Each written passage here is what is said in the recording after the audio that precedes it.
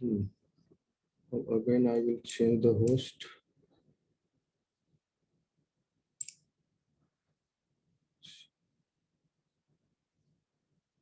Make host. Make okay, change host. Okay. So first question is, in a bacterial cell, a protein is synthesized at random locations in the cytoplasm. The protein has to reach one pole of the cell for its appropriate function. The protein reaches the pole by question ये समझ में आया आपको? Bacterial cell क्या होता है? Prokaryote है. Okay, तो प्रोकैरियोट्स में protein synthesis occurs in cytoplasm. Okay, even in eukaryote also protein synthesis occurs in cytoplasm.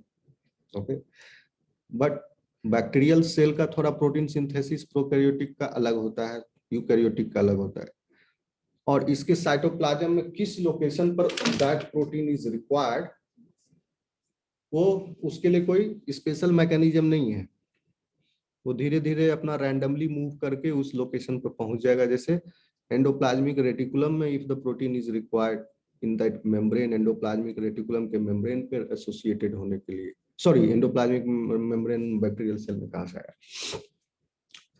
कोई एंजाइम है, सारा एक्शन साइटोप्लाज्म में ही हो रहा है. उसका रेप्लिकेशन, ट्रांसक्रिप्शन, ट्रांसलेशन. यूकैरियोट्स में रेप्लिकेशन और ट्रांसक्रिप्शन न्यूक्लियस के अंदर हो रहा था. तो इसका आंसर होगा रैंडम मूवमेंट. रैंडम मूवमेंट से पहुंच जाएगा एक लोकेशन से दूसरे लोकेशन पर.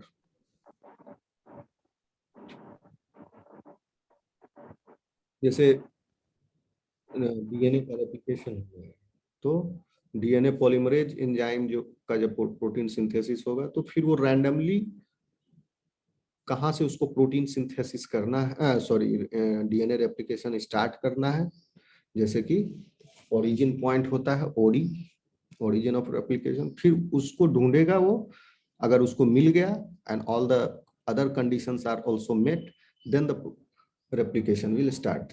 इस एग्जांपल से हम ये समझे. ठीक है, first question is clear to you. Chemical attraction नहीं होगा क्योंकि कोई ऐसा कीमोटैक्सिस के लिए एजेंट चाहिए.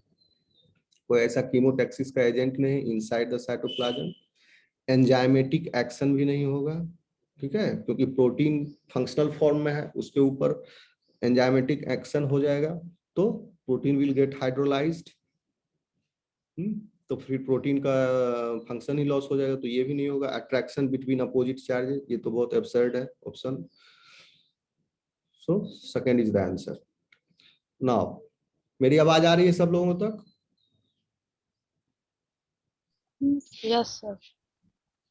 Yes sir. आ रही है? Yes sir. एक सेकंड नजर लगा. Yes sir. ग्रुप में अभी 14 लोग हैं, मतलब मुझे लगा के 2 लोग हो गए, तो 12 स्टूडेंट्स आए हैं. तो कुछ लोग नहीं आ रहे हैं, इसका मतलब जो ग्रुप में है. ओके, तो मेरा नियम तो आप लोग जानते हो. क्लास करने वाले को ही रखता हूं मैं ग्रुप में. तो जो ऐसे ही राइड पर हैं ग्रुप में, उनको मैं ट्रिमिंग करूंगा. आज डेडलाइन रखा हूं, शाम तक जो आ गए, कल से मैं उनकी, जो क्लास में नहीं आएंगे उनको ग्रुप से हटा दूंगा. जो क्लास में आएंगे उन्हीं के साथ मैं इंटरेक्ट करूंगा. ठीक है, आज भर छूट है. अब देखिए सेकेंड क्वेश्चन पर आते हैं. इसीलिए मैंने ये लगाया था ताकि आपको ये दिखे. सेकेंड क्वेश्चन पहले आप समझ लीजिए, फिर मैं इसका स्क्रीन शेयर ऑफ करूंगा और बोर्ड पर आऊंगा. सेकेंड क्वेश्चन क्या कह रहा है? A precious stone breaks into 4 pieces having weights in proportion 1:2:3:4. The value of such a stone is proportional to the square of its weight. What is the present loss in the value incurred due to the breaking? आपको हिंदी और English दोनों में रहेगा question. मान लिया आपको English में थोड़ा दिक्कत हो समझने में, तो तुरंत हिंदी में पढ़ लेना बिना समय गवाए, या हिंदी में पढ़ लेना फिर बाद में इंग्लिश पढ़ लेना. दोनों मिला के क्वेश्चन पढ़ना. कंप्लीटली आपको हो सकता है हिंदी इंग्लिश मिला के आसानी से समझ में आ जाए जल्दी. ठीक है, तो यहाँ मैं तो समझ जाऊंगा, लेकिन अगर आपको दिक्कत हो तो आप दोनों मिला के पढ़ लेना। तो ये कह रहा है कि एक बहुमूल्य रत्न 1/2:3:4 के अनुपात में भार में टूट जाता है, लेकिन जब वो एक टुकड़ा है तो उसका जो कीमत है वो उसके स्क्वायर के डायरेक्टली प्रोपोर्शनल है। ओके, तो टूटने के बाद उसका दाम कितना घटा। स्क्रीन क्वेश्चन समझ गए आप? हम इसको